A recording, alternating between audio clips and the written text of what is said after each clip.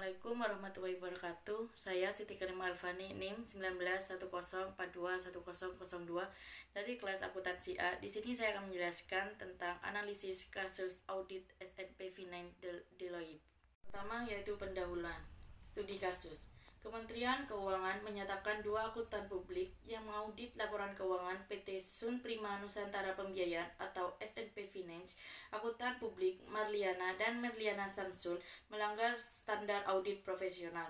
Mengutip data resmi Pusat Pembinaan Profesi Keuangan PPPK dalam melakukan audit laporan keuangan SNP tahun buku 2012 sampai dengan 2016, mereka belum sepenuhnya menerapkan pengendalian sistem informasi terkait data nasabah dan akurasi jurnal piutang pembiayaan.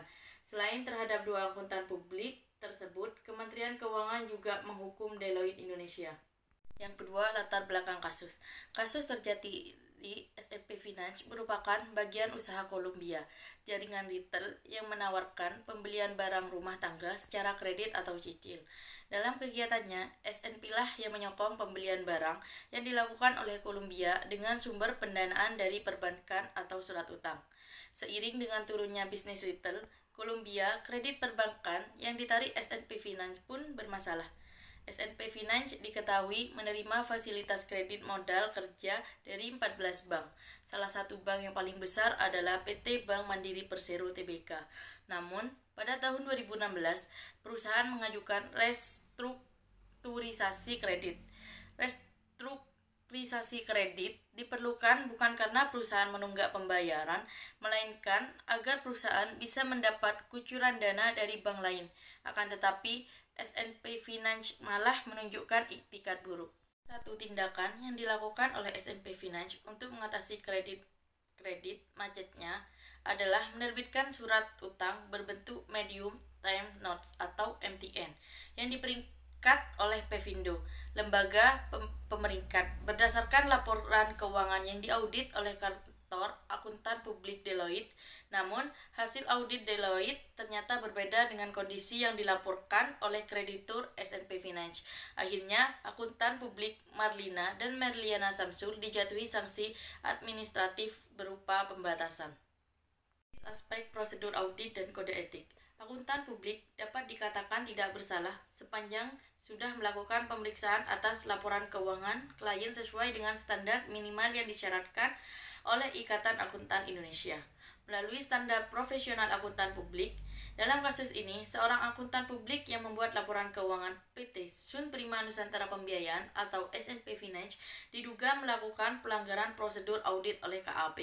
Hasil pemeriksaan menyimpulkan terdapat hal-hal yang belum sepenuhnya terpenuhi, seperti pemahaman pengendalian sistem informasi terkait data nasabah dan akurasi jurnal piutang pembiayaan. Pemerolehan bukti audit yang cukup dan tepat atas akun piutang pembiayaan konsumen dan dalam meyakini kewajaran asersi keterjadian dan asersi pisah batas akun pendapatan pembiayaan. Pelaksanaan prosedur yang memadai terkait proses deteksi risiko kecurangan serta respon atas risiko kecurangan dan skeptisisme profesional dalam perencanaan dan pelaksanaan audit.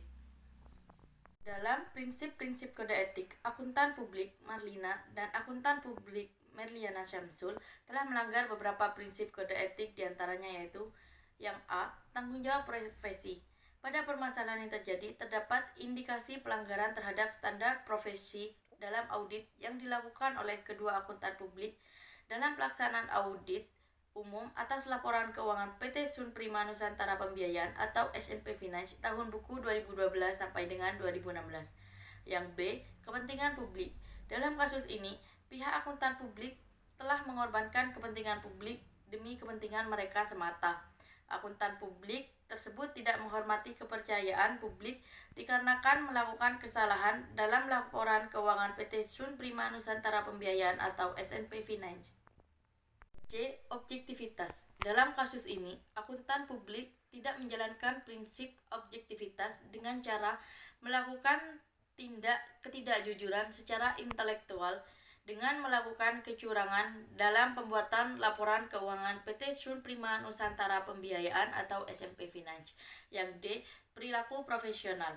Dalam kasus ini, akuntan publik berperilaku berlaku tidak baik dengan melakukan pembuatan laporan keuangan yang salah sehingga menyebabkan reputasi profesinya buruk dan dapat mendiskreditkan profesinya serta menimbulkan reputasi KAP yang buruk. Yang terakhir atau yang integritas. Dalam kasus ini, akuntan publik tidak dapat mempertahankan integritasnya sehingga terjadi benturan kepentingan atau conflict of interest. Kepentingan yang dimaksud adalah kepentingan publik dan kepentingan pribadi dari akuntan publik itu. Terakhir adalah kesimpulan. S&P Finance merupakan bagian usaha Columbia, jaringan retail yang menawarkan pembelian barang secara kredit atau cicil.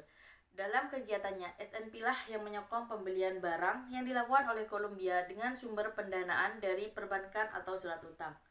Selama ini, penyajian laporan keuangan S&P Finance dilakukan oleh akuntan publik Marlina dan Merliana Samsul selama tahun buku 2012 sampai dengan 2016. Namun, seiring dengan turunnya bisnis retail Columbia, kredit perbankan yang ditarik S&P Finance pun bermasalah.